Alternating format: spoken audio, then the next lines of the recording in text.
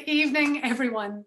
I am Vivienne Benesch, producing artistic director of PlayMakers Repertory Company, and welcome to Virtually Viv, the series where I sit down virtually with esteemed theater artists from the Triangle and from around the nation to engage in conversations with amazing people about our stories, past, present, and most importantly, into the future. We started these conversations in the summer of 2020, which seems like an age ago now, but they have proven to be, both personally and for Playmakers, a great source of engagement and inspiration, and most important during these times, engagement. For those of you joining Virtually Viv for the very first time, the chat button at the bottom of your screen is a great tool to write in any questions you may have. You can do that at any point during the evening. It won't interrupt us. And Rosalie Preston from our marketing team will be keeping an eye on the chat and passing on questions to us. So I hope you will engage with us. Tonight is a very special Virtually Viv, and I know I say that every time, and I mean it. But I hope it's going to be really special for you too. Our guest this evening is known for her Emmy Award-winning role as Grace Adler on NBC's Emmy-winning and Golden Globe-nominated comedy series Will and Grace. She's also starred in The Mysteries of Laura and Smash, both other NBC hits. Her film credits include the award-winning Searching, Along Came Polly, and The Wedding Date. And she is a global health ambassador for PSI, focusing on HIV/AIDS. And with this work, she has traveled extensively in Africa and testified before the House Foreign Affairs Subcommittee on Africa and Global Health. She's spoken at the International AIDS Conference. She supports the Human Rights Campaign, Everytown for Gun Safety, and Time's Up, among many, many other organizations. She has been honored by the HRC for being one of the world's greatest supporters of the LGBTQ+ community, both on and off screen, and by the Trevor Project with the Trevor Life Award for her contributions to the LGBTQ+ community. She is also a founding member of I Am a Voter. And during the pandemic, she and dear friend and colleague, Mandana Dayani, produced and launched an incredible podcast series called The Dissenters, which we are going to talk about in a little bit. She was last seen on Broadway in Outside Mullingar, but next season, yes, finally, she will return starring in Noah Heidel's beautiful new play, Birthday Candles, directed by me. You all know her for these many, many accomplishments. I also know her as one of my dear, dear friends. So please welcome now, Debra Messing. Hi. Hello. Oh my gosh, hearing you say me, literally my whole face just exploded because I'm so excited about it.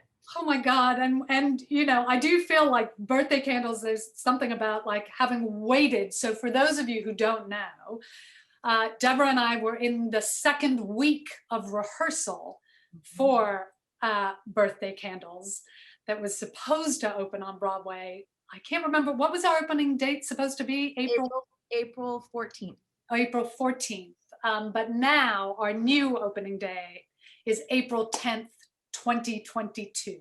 So nearly 2 years later, we will get to do it.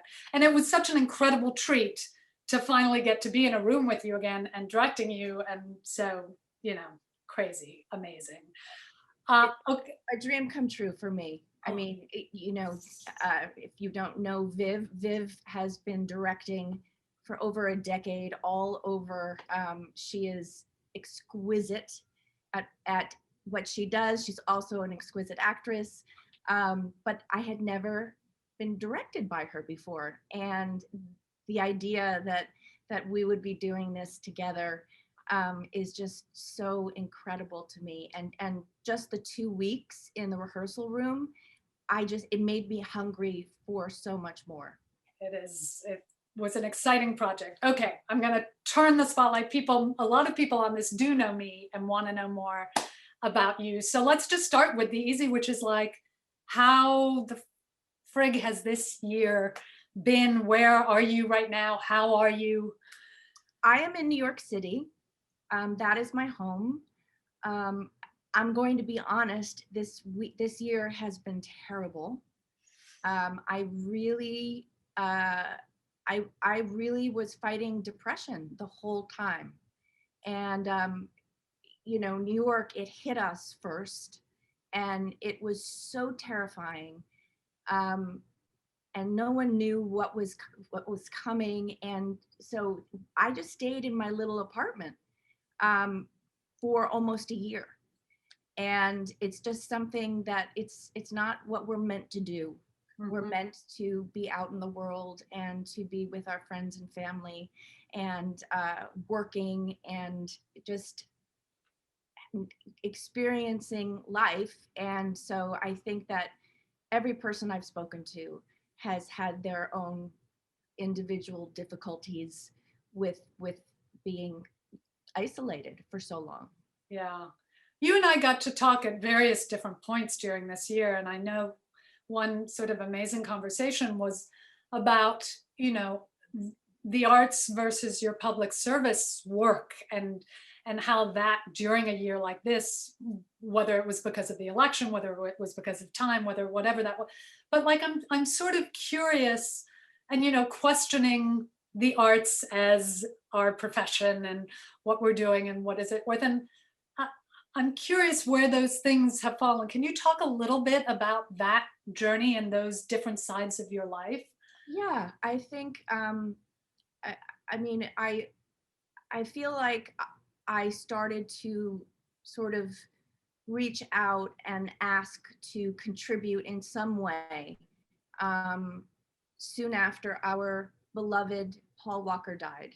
Paul Walker was our games teacher, and in 1993 he passed of AIDS, and it really rocked me. It rocked, hundreds and hundreds of people. He's touched so many lives. And so when I started working and making some money, that was the first place that I focused.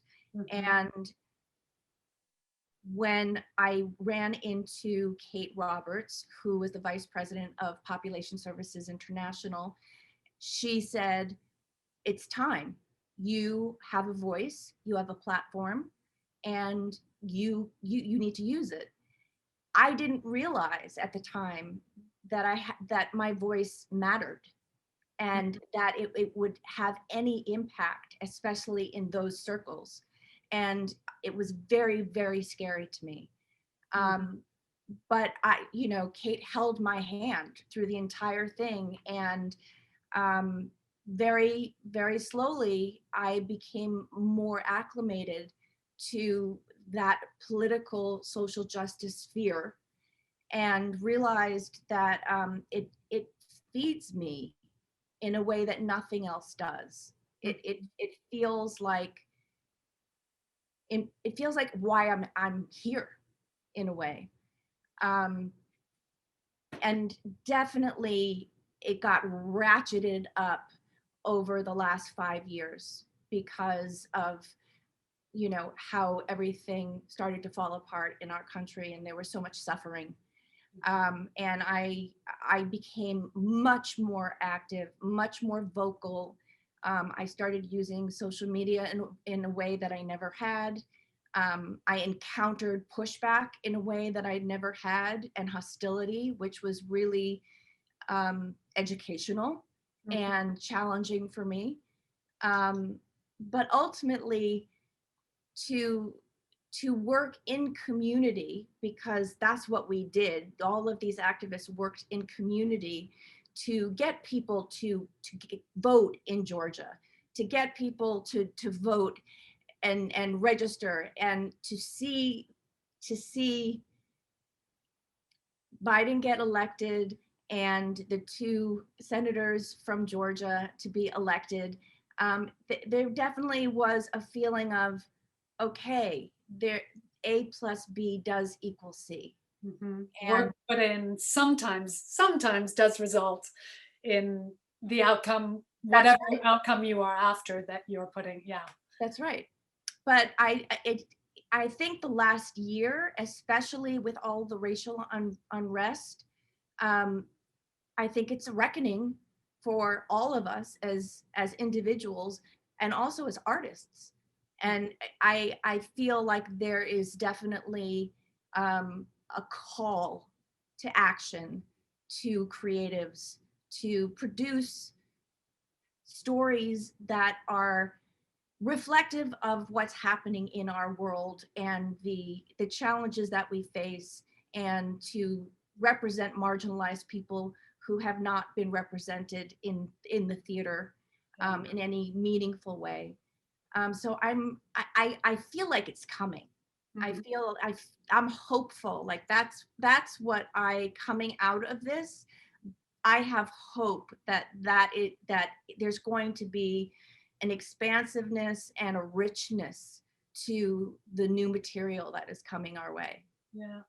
So there's so many different things I want to talk to you about that I'm divided on this, but I want to remark just now before I turn us over to really talking about the art and that journey is you this year started this podcast, Yes. and so I reflect right now that this year here I am interviewing you on Virtually Viv, and you have been interviewing so many of your heroes. And I just want to really take a moment for you to recognize, I know you're interviewed all the time, but just to reflect that you have become for so many that hero that all those people that you interviewed for are.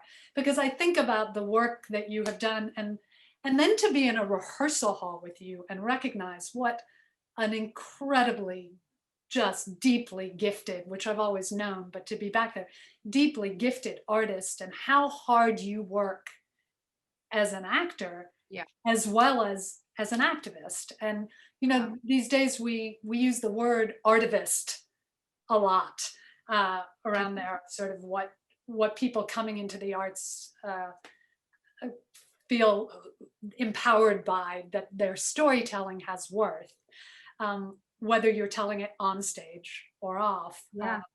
And that's, so I just want to reflect, like, get a little bit like, what was the dissenters like? What was it? And I've got to ask, if you had Sophie's choice question, like, which was your favorite interview so far? Okay. Okay. Um, you know, I think this is something that you probably feel as well, to be able to sit and to just relish your curiosity, to sit with somebody that is interesting to you and meaningful to you, and just to have the space to ask questions, to ask stupid questions, frankly, um, and ultimately to learn. That's really where it came out of.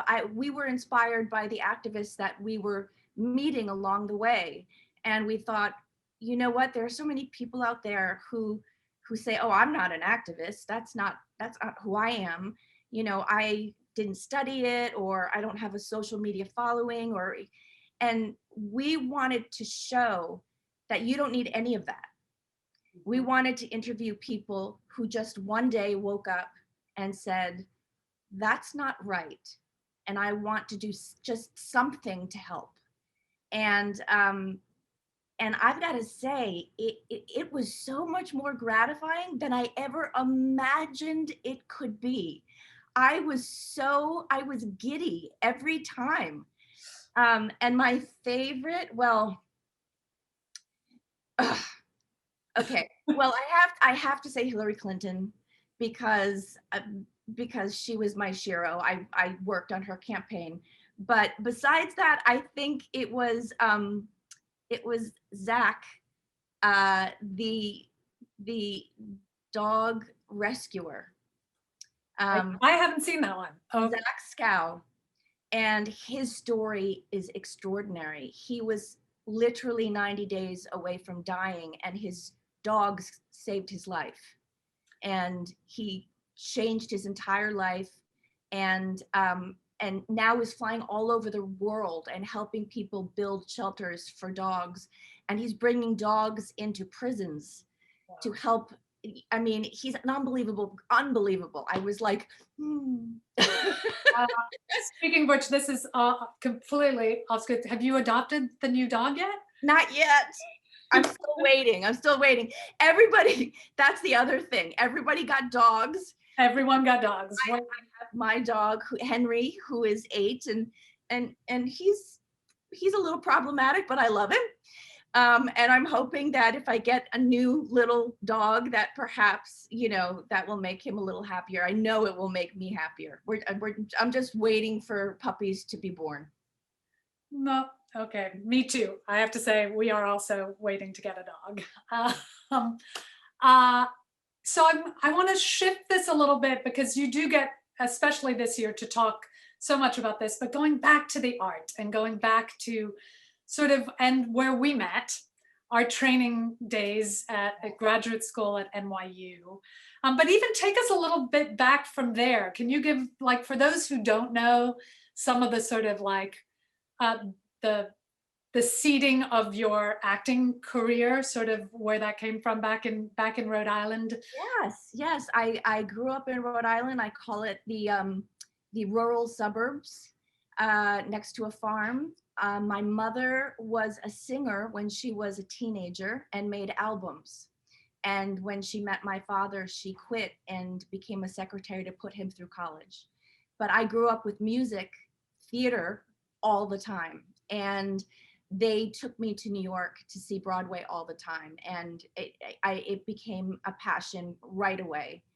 And I just kept saying, that's what I want to do. That's what I want to do. And so I did, the dance lessons and the singing lessons, and I did the high school musicals, and went to college and majored in theater arts and studied my junior year abroad in England through RADA and Lambda. And then I went on to get my master's degree from NYU, the 3-year program, Masters of Fine Arts, and where I felt like all of my dreams came true. Now, it's so funny, when we were doing Love, Loss, and What I Wore, I may have brought up the Universe projects, with that, right? Because we start at the very beginning of your training at NYU back in our day. You would do a Universe project at the start, which was anything you wanted it to be at all, that was sort of about your universe at the time. And people did extraordinary things, and each personality in the class of 16 sort of came forward in a beautiful way. And I always love, because I will never forget that Debra sang Don't Rain on My Parade full out in a purple unitard. So God, it's true. I would give anything to see all of those universes again right now, because I've forgotten so many of them. But I remember being paralyzed with the open-endedness of the project. Mm-hmm. You do whatever is you. And I was like, tell me what to do and I'll do it really well and I'll work really hard. And they're like, we're not telling you anything. And so, Don't Rain on My Parade, Barbra Streisand was my idol. I grew up in a community where there were no Jewish people. I'm Jewish. And there was a lot of hiding that and feeling shame. And I remember seeing Funny Girl and thinking, oh, I'm like her. Mm-hmm. And look, she was able to get on stage and do what she loved. And it was Funny Girl that gave me the confidence to continue to follow my dream. And so that was that. And I was a dancer as a kid, and and I had masks from Italy because I had backpacked around Europe. Right. Yeah, it was a fascinating challenge. What do you think, for you, what are sort of the biggest lessons that you came out of graduate school with that stay with you now? Oh, wow. I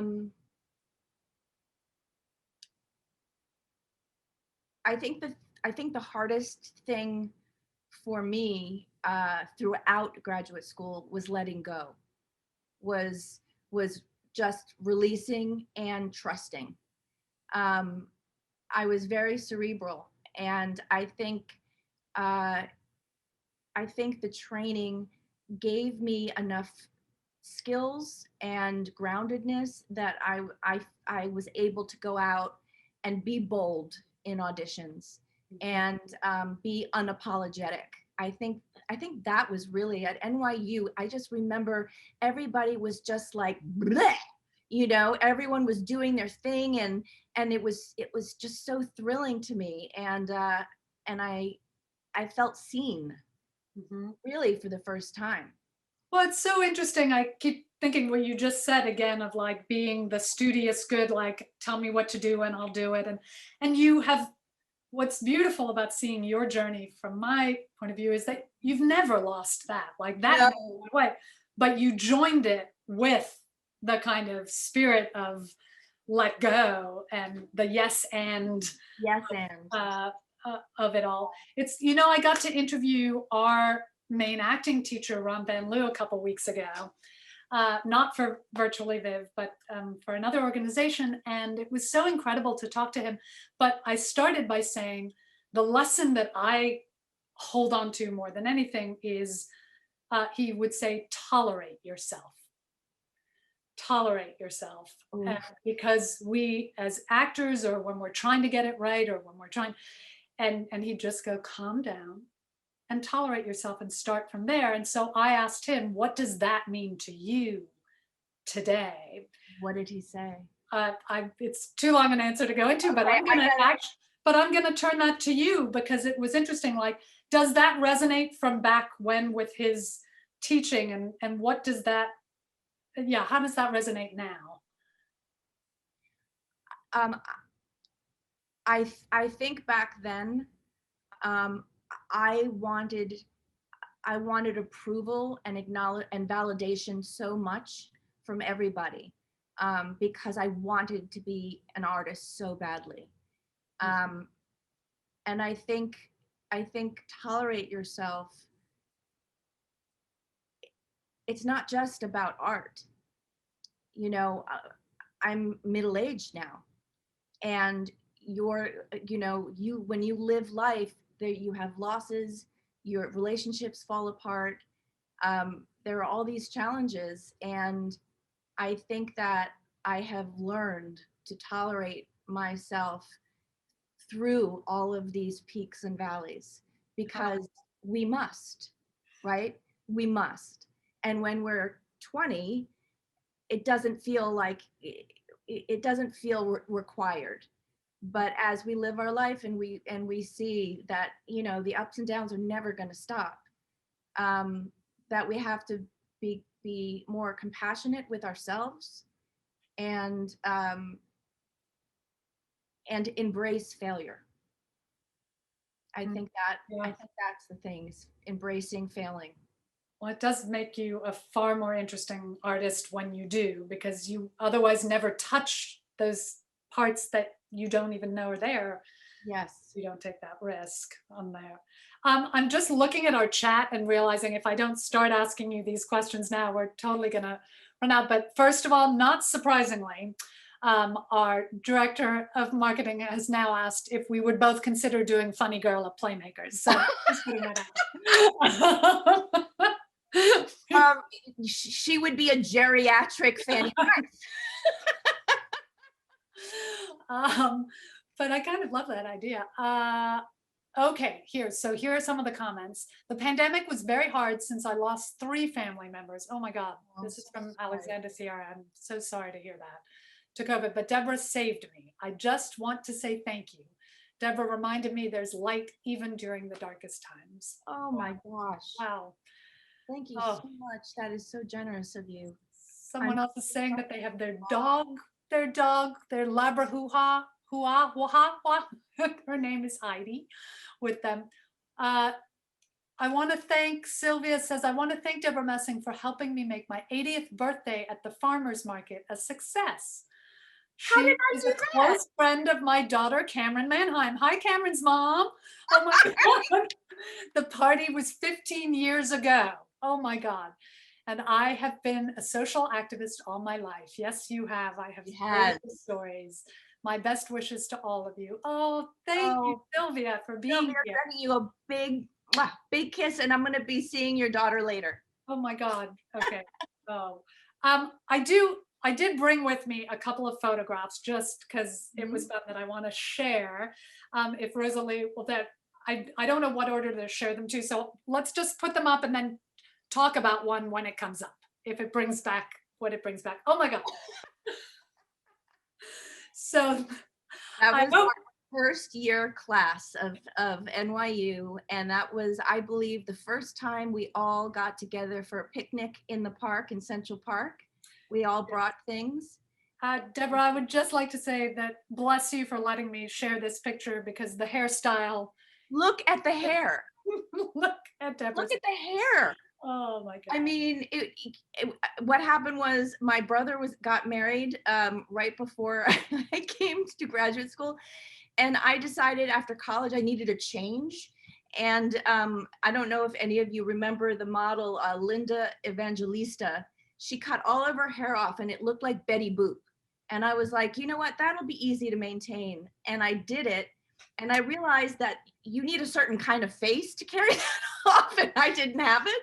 So I was like, oh, I got to grow this out. And that was in the middle of growing it out. And I looked like Ronald McDonald for probably a year. I have so many fond memories of that, but that extraordinary smile and eyes comes through anyway. But this amazing group of humans that most of whom we got to spend 3 years with. Yeah. This is our first year, so not everyone stayed with the program the whole time, but an incredible group of artist humans that we got to learn with. Okay, let's move on to the next one. Now, you said you remember where this one is from. This was in the lounge. This was in the lounge at 721 Broadway.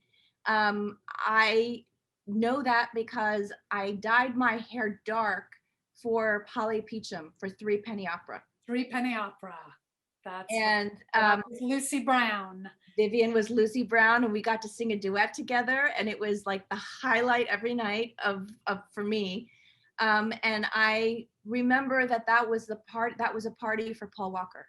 Oh, I do have amazing photos from that party that I will show of him. Send them on. That I will totally send your way. Oh my! But God. That was we were kids. I was 21.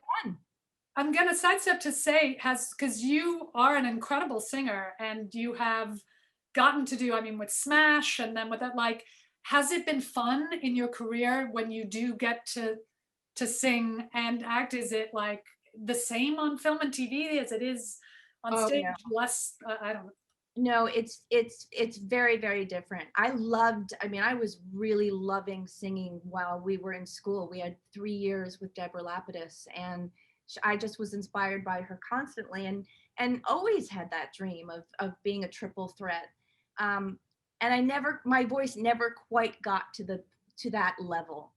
And I was always sort of wanting an opportunity to sing again, but not on Broadway. So, so in other words, come to PlayMakers and do Funny Girl instead. Yeah. Of Broadway. That's fine. I'm actually going off to Toronto to shoot a film in which I will be singing a song. Oh, that's so exciting. I'm terrified. But I'm very excited. See, this is one of those things. It's like I was like, I have to be ready to fail because I know the joy that I felt when I was singing. Oh. And I just wanted to, always looking to challenge yourself. Yeah, well, I'm just remembering that I think in our singing teacher, Deborah Lapidus's class, I think we had the gall in our 3rd year when she said, what do you want to do? Anything you want to do to sing a West Side Story duet together. Do you remember that? Oh my God, we did. We did A Boy Like That. A Boy Like That. Oh my God, you were perfect. You But were perfect. well, let's just take a second to say that now in 2021, we would never do that. Never. But it was incredibly fun. Yes, Fun yes. to like, And I dreamt of being able to hit those high notes, oh my and sometimes did and sometimes didn't. And I love the fact that she tolerated our dream. yeah, to hear here. Can we look at what's, because I think, oh, okay. And one of our dear, dear friends, this is Alison Sheehy with Debra in the middle. I mean, this is Noel Coward's Hay Fever. Mm. What does that bring up for you? It's just pure joy, just pure joy. I mean, you know, Viv, you were the centerpiece of that. And I just remember being able to watch you, and you were just so beautiful in that role. And that was the first time I was able to play around with physical comedy. And I remember that it was the scarf. It was the famous scarf. The scarf. I will never forget the scarf. How was that designed beforehand? No, no, I was in rehearsal, and it just occurred to me that, you know, she's a fish out of water, and it might be funny if her scarf got caught in the door and she was halfway across the room. And so I asked the director and I asked the costumer, and they agreed. And so they made me a 20-foot long scarf, just to be able to do that. And that's what I remember was that was the first time I ever believed that I was funny.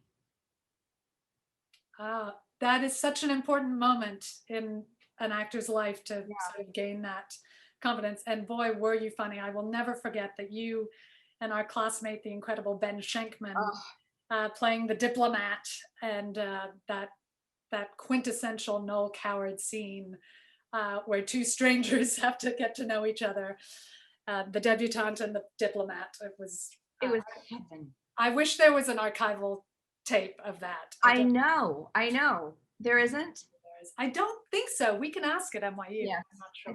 I think we must. Do I have another photo? I can't remember if oh, well, and then there's our graduation day. There we are. And look at the hair. Let's just take a moment. Let's take a moment. And you can see that the Ronald McDonald has grown out. This has taken 3 years, mind you. Oh my And God. now it's out, but at least it's down here. Now, the thing I want to say is that I was looking for a photo from our final production together at NYU. We had the incredible honor of not premiering, but workshopping the final script of Angels in America Part 2, Perestroika, while Part 1 was debuting on Broadway, and Tony Kushner was doing rewrites with us. And that graduation picture makes me think of that, because Tony Kushner was the speaker at our graduation. But can you talk a little bit about, I mean, I talk about it quite a lot, but I'd love to hear it from you, sort of what that experience was like. Oh gosh, it was profound. It was really profound. The you know, we sat down, we read a 5-hour long play, and he had to shorten it. And to be able to be you know, a functionary for him, to be able to help him decide how he was going to cut and paste and all of that, it felt like such a huge privilege.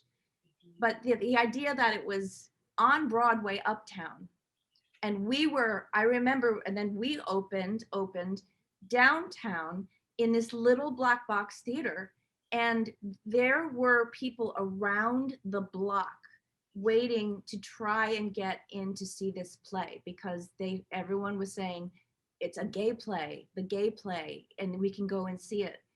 And they didn't want to wait for it to Part 2 to open up. They didn't want to wait. And I just remember Paul Walker being in the audience. That was very clear to me. But I remember one of our last bows, and looking out and seeing people on their feet weeping, and just sort of sitting there and realizing this is Tony's words.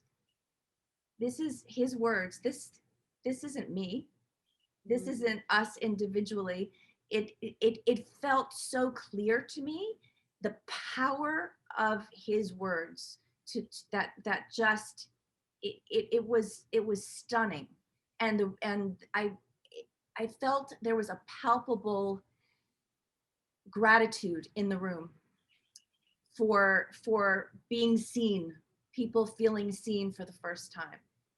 I remember again, another grad school memory here.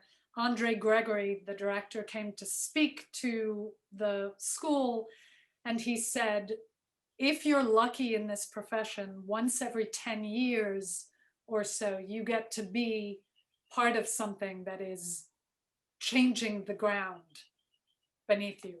The rest of the time, we're really lucky that we love our work. And that has always stuck with me too. And so I guess the question that I have for you, Deb, is in the decades that since we graduated, we've had, more than 10 years. So what else has been that for you in your career so far? Well, definitely Angels in America. If that felt like it changed the world, it changed theater, it changed the discussion, it changed what was possible in the theater. And in a very different way, I feel like Will and Grace, in my experience of it, had an impact that had nothing to do with us as artists. It was larger than us, and I felt the change. I felt us start at a place of, okay, we may not even make it 2 episodes. We don't know if America will accept this. And then, this is funny. We just want to make people laugh. And then after a year, all of a sudden getting letters, back when people sent mail in the post. And these letters of thank you, of I wish I had a Grace in my life, or thank you, my mother, wasn't speaking to me, and now we watch together and we are slowly mending together. And it was at that time that I felt like, wow, this is the greatest gift, the greatest privilege, to be a part of this thing that has changed society. I mean, after that, gay marriage passed. Mm-hmm. And I remember when, at the time, Vice President Biden was on Meet the Press, and he said, it was when he came out and said that he was for gay marriage. And he said on that show that Will and Grace has done more for equality than anything else in existence. And I just remember just weeping and feeling very humbled, because it literally could have been anybody. And I just happened, the 4 of us just came together at the right time, and the chemistry was right, and the writers were right.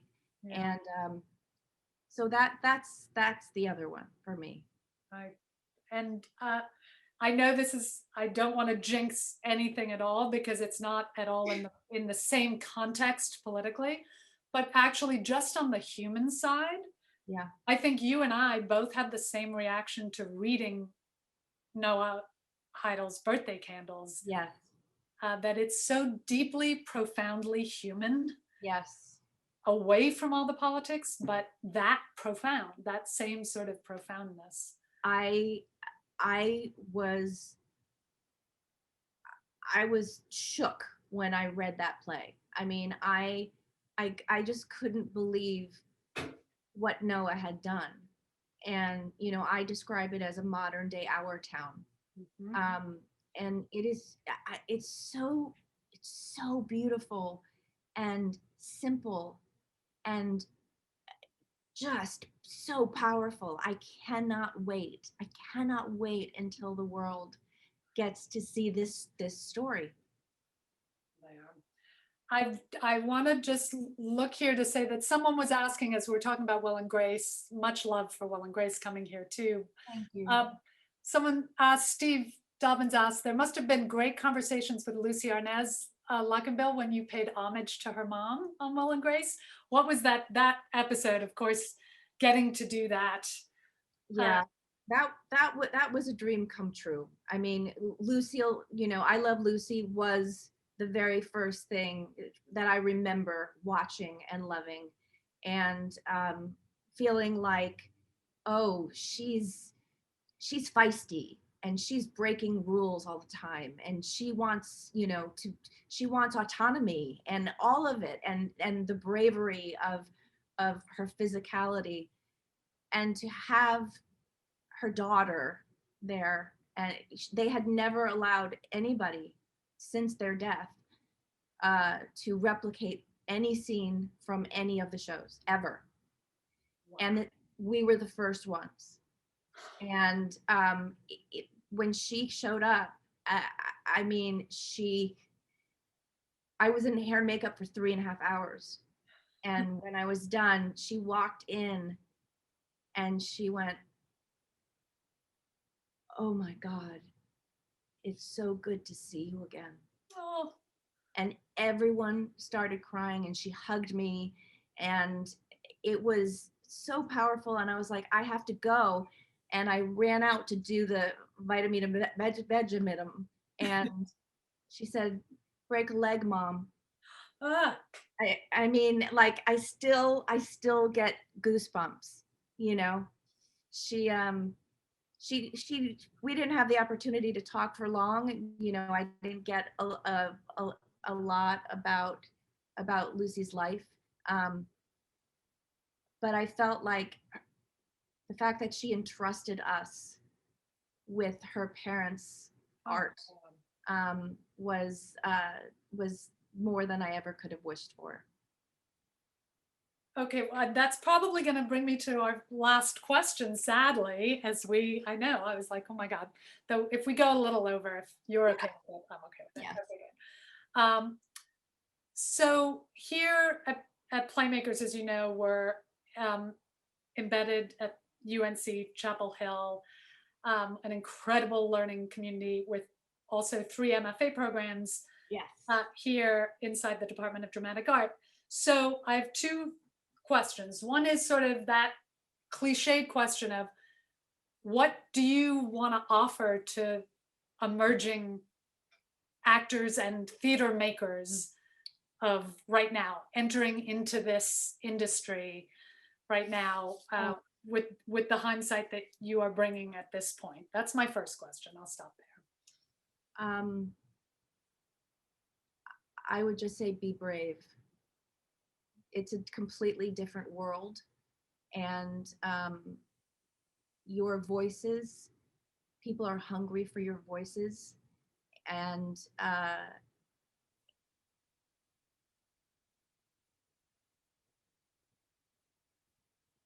always trust your instincts.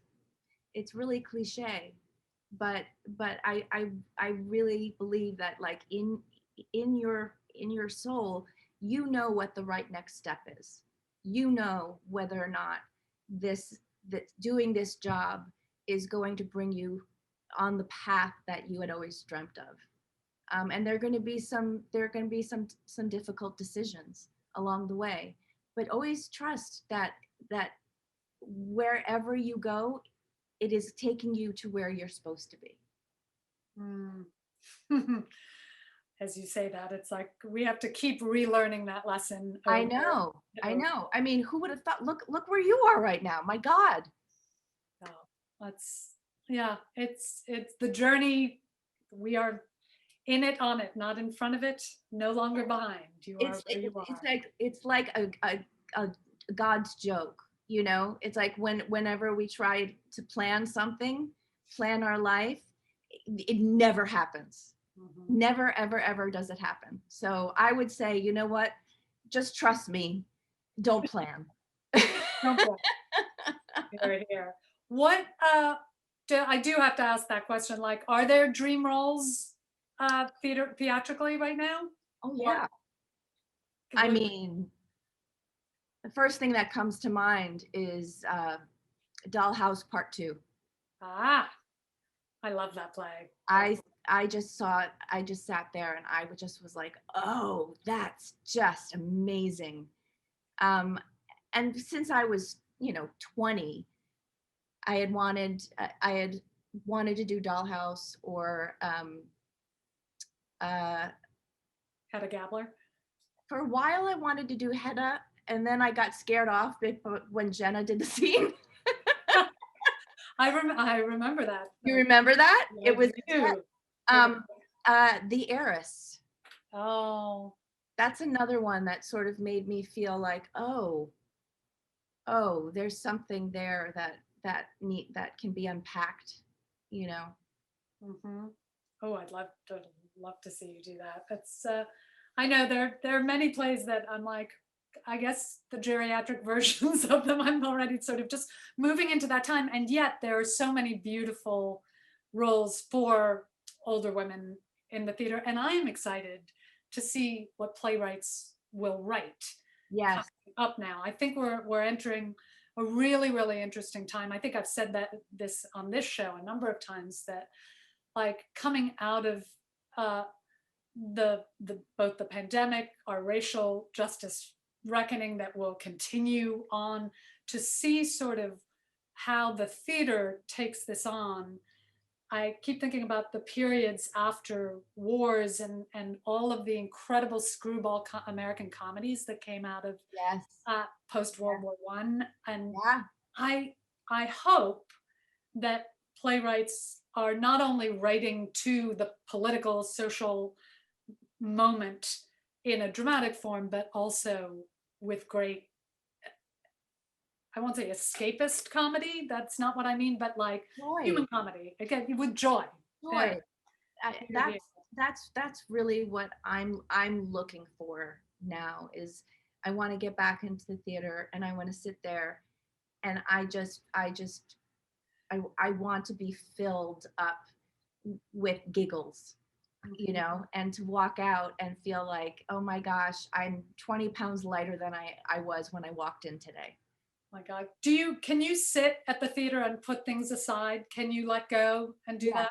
yes, Yeah. yes. Theater. I mean, theater is my sanctuary.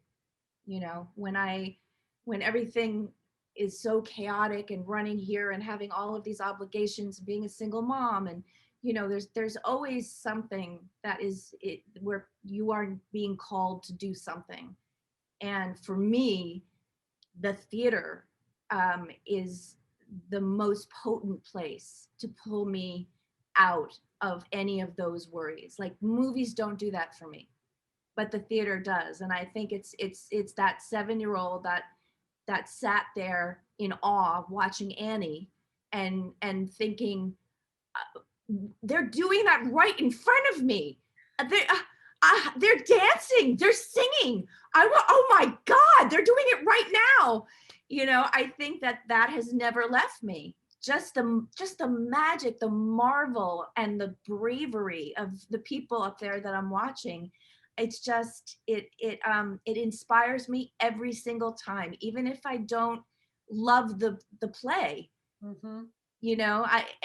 It always is, it's like fertilizer. Oh, God. I'm with you. I share that with you a lot. Sometimes I will say I turn my brain off more when I watch dance, because I think as a director producer, sometimes I love going to the theater and will Yes. look forward to doing it obsessively again. But when I'm watching dance and bodies in space, I can actually sort of relax and just be transported in a way. But well, I know everyone cannot wait to get to be transported watching you both on stage, on film, on TV, everywhere as we go. And I hope, like, I hope we get to keep checking in. I will say, like, this show Virtually Viv came because we wanted to find a way to connect with artists through the pandemic when we couldn't be in person. Yes. But if there's one of the things to take forward with us is that this is available. This is available. So Yes. not that I'm not going to keep trying to get you down to Chapel Hill. I will. Okay. But it's also like, I'd love to check in with you a year from now and go like, okay, so where are you now? And Yeah. what's happening? And we get to do that. I think that's the great thing that's come out of this is realizing how intimate we can be through the screen, if we're not able to be in person. And I think that it's wonderful that you are bringing people together and having these conversations and giving artists a community. I mean, you and I both remember being straight out of graduate school and just sitting in our apartments not working, and feeling very alone and confused and worried, and to be able to log on and to just be like, oh, they're my people. I am one of them, and we are going to come together and we're going to create. Tell stories together. That's right. I cannot thank you enough for spending this. I love it.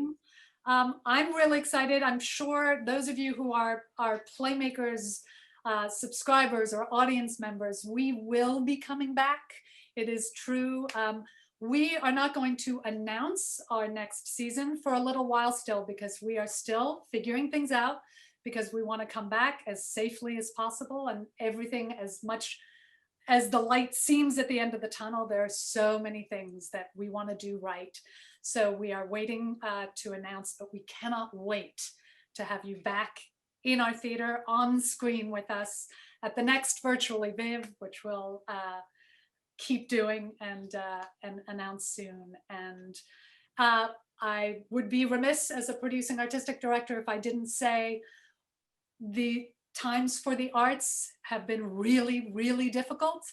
And PlayMakers is no exception, with the loss of ticket revenue. That if you haven't already, and if you have, thank you from the bottom of our hearts. But if you are so inclined and able to make a donation, please go to our website and donate anything that you can. But most importantly, stay tuned, stay connected. And Debra, and if you can, come to New York City. Yes. Next March, April, May. That's right. June, and see Birthday Candles. And then come to PlayMakers all year long until then. That's okay. I love you. Love you so much. Thank you. Good night, everyone. Mwah. Good night, everyone. Bye.